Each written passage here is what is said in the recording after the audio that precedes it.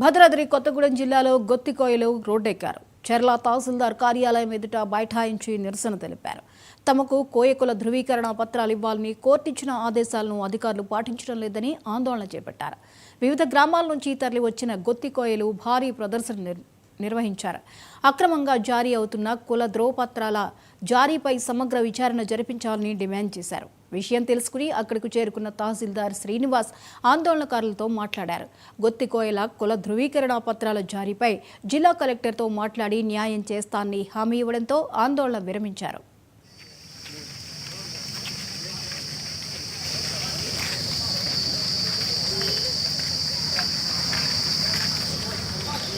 దాని ఇంప్లిమెంట్ ఉంటుంది. అదేవిధంగా కొందరికి సర్టిఫికేట్స్ వచ్చినాయి అని అంటున్నారు. ఆ లిస్టు మేము తీసుకొని ఎంక్వైరీ చేసి వాటి మీద కూడా చర్య తీసుకోవడం జరుగుతుంది. ఇది మీ లిస్ట్ మీకు కోర్టు ద్వారా వచ్చినది కూడా గవర్నమెంట్ దృష్టిలో కూడా పోయింది.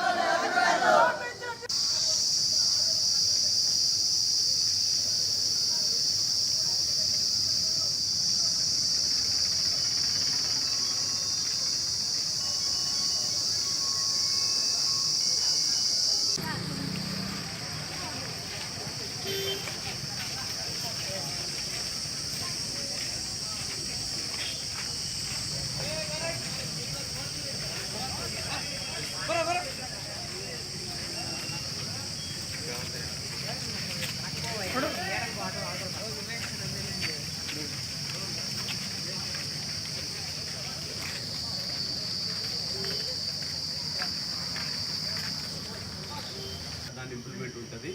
అదేవిధంగా కొందరికి సర్టిఫికేట్స్ వచ్చినాయి అని అంటున్నారు. ఆ లిస్టు మేము తీసుకొని ఎంక్వైరీ చేసి వాటి మీద కూడా చర్య తీసుకోవడం జరుగుతుంది. ఇది మీ లిస్ట్ మీకు కోర్టు ద్వారా వచ్చినది కూడా గవర్నమెంట్ దృష్టిలో కూడా పోయింది.